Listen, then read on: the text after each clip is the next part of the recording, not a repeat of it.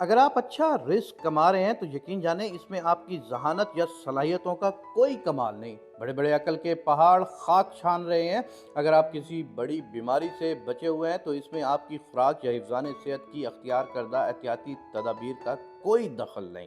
ایسے بہت سے انسانوں سے قبرستان بھرے ہوئے ہیں جو سوائے منرل واٹر کے کوئی پانی نہیں پیتے تھے، مگر پھر اچانک انہیں برین ٹیومر، بلڈ کینسر یا ہیپیٹائٹس سی تشخیص ہوئی اور وہ چند دنوں یا لمحوں میں دنیا سے کوچ کر گئے۔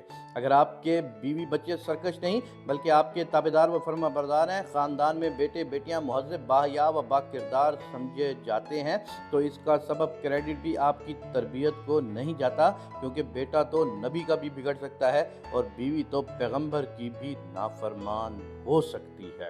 اگر آپ کی کبھی جیب نہیں کٹی، کبھی موبائل نہیں چھینا، تو اس کا یہ مطلب نہیں ہے کہ آپ بہت چکنے اور ہوشیار ہیں، بلکہ اس سے یہ ثابت ہوا کہ اللہ نے بدگماشوں، جیب کتروں اور رازنوں کو آپ کے قریب نہیں بھٹکنے دیا تاکہ آپ ان کی زر رسانیوں سے بچ سکیں۔ الحمدللہ مجھے مذکورہ بالا تمام نعمتیں میسر ہیں، سوائے اس کے کہ ایک بار حیدرآباد میں ایک تھکا ہوا نوکیا موبائل جیب سے نکل گیا، اور وہ بھی اس لیے کہ میرے ایک عزیز کا موبائل نکل جانے پر میرے دل میں یہ خیال آیا کہ لوگ کیسے مست و مدہوش ہو کر چلتے ہیں کہ کوئی ان کی جیب سے موبائل لے اڑے، انہیں پتہ تک نہیں چلتا۔ بس اگلے ہی دن میرے ساتھ بھی ایسا ہو گیا۔ من میں جھانکا تو اندر سے صدا آئی، اے ڈیڑھ ہوشیار، جب تقدیر کا لکھا سامنے آ جائے تو عقل کی چڑیاں پرواز کر جایا کرتی ہیں۔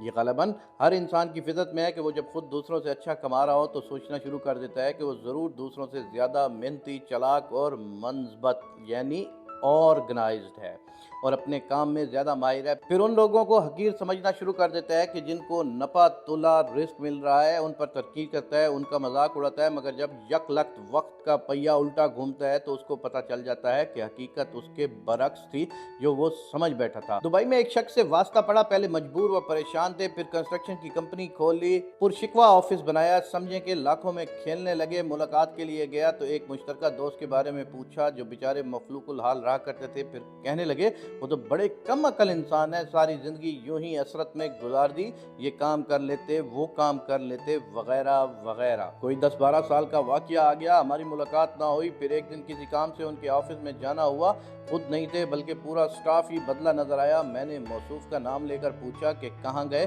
پہلے تو یہ ان کا آفس تھا، بتایا گیا مرحوم ہو چکے، پھر تفصیل بتائی جو کچھ یوں تھی کہ کاروبار میں نقصان ہونے کی وجہ سے پیچھے ہوتے چلے گئے، پھر مقروض اور نادہندہ بن کر جیل پہنچ گئے، چیک باؤنس کیس میں سزا ہوئی اور اسی سزا کے دوران جیل میں ہی انتقال کر گئے۔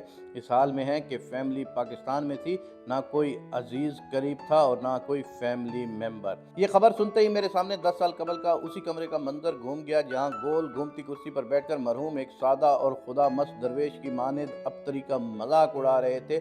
بادشاہ کو فقیر بننے کی دیر نہیں لگتی، سن رکھا تھا مگر بچشمے خود دیکھا اس دن تھا۔ اگر کوئی چاہتا ہے کہ اسے رزق کے معاملے میں آزمایا نہ جائے تو 3 کام کرے۔ نمبر 1، جو کچھ مل رہا ہے اسے محض مالک کی اطاعت سمجھے، نہ کہ اپنی قابلیت کا نتیجہ، اور ساتھ ہی مالک کا شکر بھی بجا لاتا رہے۔ نمبر 2، جن کو کم یا نپت اللہ مل رہا ہے انہیں حقیر نہ سمجھا جائے اور نہ ان لوگوں سے حسد کرے جن کو چھپر پھاڑ رزق میسر ہے، یہ سب رزاق کی اپنی تقسیم ہے، اس کے بھید وہی جانے۔ نمبر 3، جتنا ہو سکے اپنے رزق میں دوسروں کو شامل کرے، زیادہ سے زیادہ تو کم سے کم شامل کرے۔ زیادہ ہے تو زیادہ کو شامل کرے، کم ہے تو کم کو شامل کرے۔ سب سے زیادہ حق والدین اور رحم کے رشتوں کا ہے۔ نانا نانی، دادا دادی، بہنیں اور بھائی ہیں، اس کے بعد خون کے دوسرے رشتے ہیں جیسے خالہ، پھوپھی، چچا، ماموں، چچی وغیرہ، پھر دوسرے قریبی رشتہ دار یا مسکین و لاچار لوگ۔ یقین رکھیے کہ جب بہت سے دعا کے لیے ہاتھ اس کے حق میں اٹھیں گے تو برکت موسلادھار بارش کی مانند برسے گی، جس کی ٹھنڈی پھوار اس کی زندگی کو گلشن گلشن بنا دے گی۔ اللہ ہم سب کو رزق حلال عطا فرمائے۔ رزق صدقہ جاریہ ہے اور حکایات کو پہنچانا بھی صدقہ جاریہ ہے۔